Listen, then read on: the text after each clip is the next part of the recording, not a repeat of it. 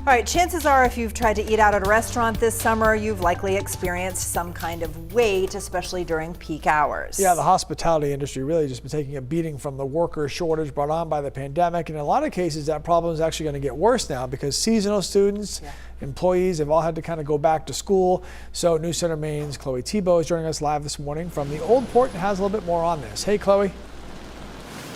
Hey, good morning. Yeah, I spoke to people from a few different restaurants in the region, and they've all experienced worker shortages in some capacity this year.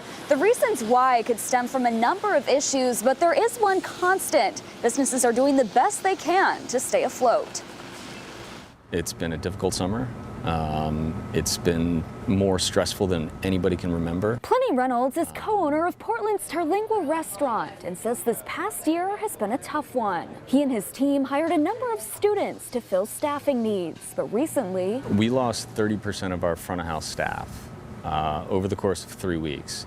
Some went back to college, some went back to high school. In response, Terlingua has taken on a counter-service model to consolidate staff and try to maintain hours. But the change hasn't felt totally natural. Part of the reason people come to restaurants is that interaction and that sense of service. In Brunswick, the Fat Boy Drive-In closed earlier than usual this year on Labor Day as young employees began to leave. There were a lot of parents and students who just said, you know, I missed an entire year of school.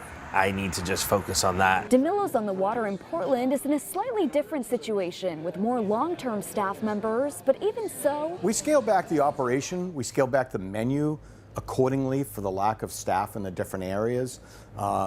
We scaled back seating. I think getting anybody back to work at this point in time, it will be a huge help to us. Greg Dougal with Hospitality Maine says usually students make up between 20 and 25% of the hospitality workforce. But this year they made up between 30 and 40%. In a statement, the Maine Departments of Economic and Community Development and Labor said the worker shortage is largely being driven by several factors, including concerns about the virus, lack of affordable childcare, housing, perceived age bias, and individuals considering career changes. Now, restaurants are thinking ahead to next steps. I think what's going to solve the problem is getting the pandemic under control. However people decide to do that. And Greg Dougal with Hospitality Maine wants to remind people this issue isn't totally a new one. In 2019, even before the pandemic, the state was also dealing with a shortage of workers. In Portland, Chloe Tebow, News Center, Maine.